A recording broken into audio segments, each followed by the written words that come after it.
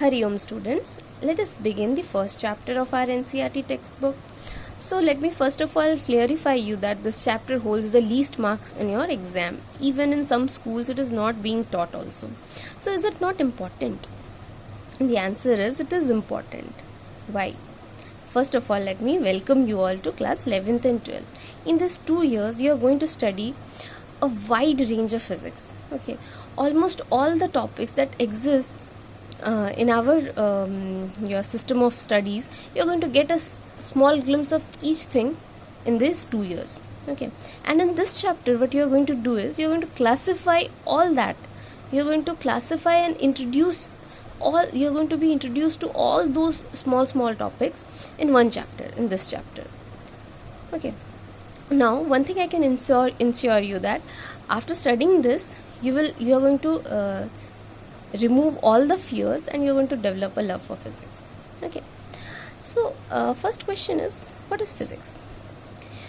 Is it the motion, force, laws of motions, current, light, all these things you have studied in class 9th and 10th? I hope so. So is that much only physics?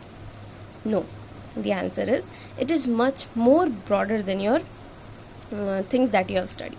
Physics is a much broader subject. Okay, so it helps us to means all the laws, okay, all the laws and principles that governs the whole universe is based on physics. Gravitation, sun attracts the earth towards itself. So what happens? Earth is rotating with a force. Centripetal force, centrifugal, everything, there is a physics in it. So physics is the study of nature. Okay, always remember, whatever thing is happening in our nature is due to some or the other physical phenomena. These are the physical phenomena. So it tells us why, how things behave as they do. Okay, and also helps us to predict the future. So let us understand with the help of one example. Suppose I have this pen and if I leave it, so what will happen? The answer is it will fall down. Why it is falling down? Why anything falls down? Due to gravitation. Now, if suppose I know the acceleration due to gravity, I know the initial velocity, it was 0, and if I somehow measure the time how much it has taken, so can I find the final velocity with which it hit the ground? Yes, obviously, because we know the equations of motion. V is equals to u plus at, or V is equals to u plus gt in case of free fall. So we'll put the values and we can find the initial final velocity. So we got all the answers to our question. Now suppose that I tell you what will be the velocity with which it fell down when I took the same pen and I climbed a building that is 10 meter height, and from there if I leave it.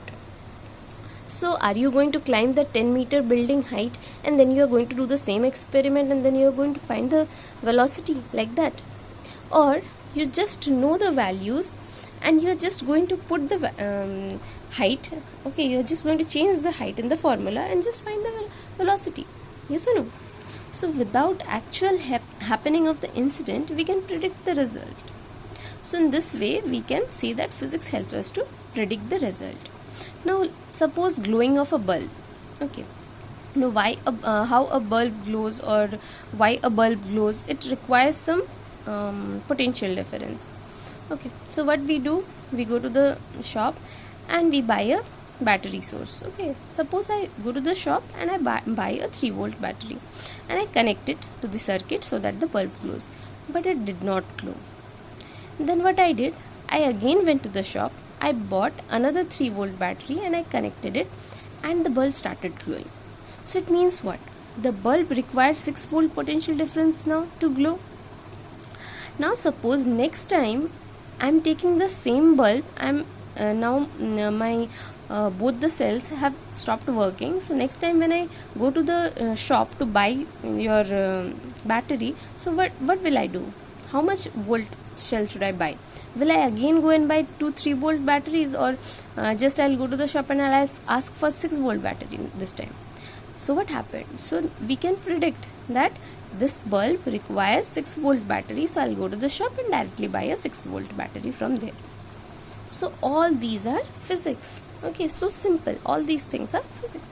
We can say that the day and night, happening of day and night, changing of seasons, rainbows that are forming, okay, then volcanic eruptions, tides, water waves, cooling of hot object, a tea. Suppose I'm drinking a tea, okay, in your summer season, the tea is what happens, it is very slowly it is getting colder, but when in the same winter season, what happens, the tea becomes very fast, it becomes your cool. So what happens, this is due to Newton's cooling. So all these are physics. Sound, okay, you cannot hear my voice if you don't know about sound. These are all physical vibrations of the atoms. These are all physical phenomena.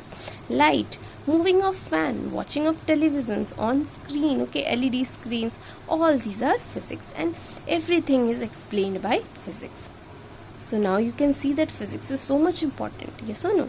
So in this and these things, each and everything you are going to study in this 11th and 12th class. So it is very, very, very interesting how the things are happening. Okay, now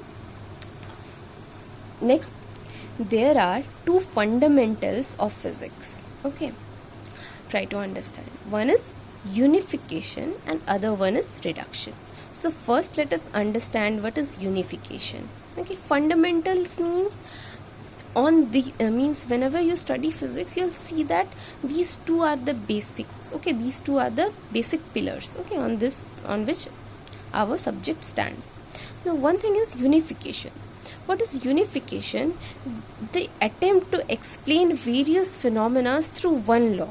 Okay, means one law will explain various phenomena. For example, universal law of gravitation, everybody knows whenever there is mass, okay, two masses are separated by some distance, then there is a force of gravitation between them.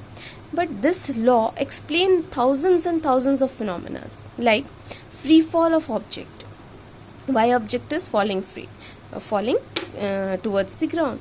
Then motion of planets around the sun. Also the motion of satellite around the planets, escape velocity. There are many things, okay, that you will learn with the help of universal law of gravitation. So this type of attempt to learn physics by studying one phenomena, and from that we can explain various other phenomena, okay, is known as unification. On the other hand, there is reduction. Reduction means what? It is the study of one whole phenomena by studying it part by part. Okay, we'll study different parts, and then when we join it together, we get the whole phenomena. For example, a DC generator. Okay, generator, all of you must have studied. So DC generator. So if you want to study DC generator, you should know about magnets, properties of magnets. You should know about your Fleming's right hand rule. You should know about your split rings. Then you should know about your armature coils. All these things you should know. When you connect all this together, then only everything is interconnected to each other, and then only you can understand the whole phenomena, that is DC generator. Okay, now this is known as reduction. So what is the use of reduction? Suppose if something I will change, suppose this split ring, suppose I will change it with slip ring. Okay, so this AC generator will become your DC generator will become AC generator. Okay, so by changing some of the parts, we can generate a new type of thing. So this reduction helps in future advancements. So most of the time that we study is reduction. Unification is this first only the law will be generated, and then we can explain with the help of that other phenomena. But in reduction, we can generate our own own laws with the help of own phenomena we can explain by changing some of the others. Okay, so we will learn various things and then we'll try to make one phenomena. This is known as reduction. In the next video, we'll study about scopes and excitements of physics.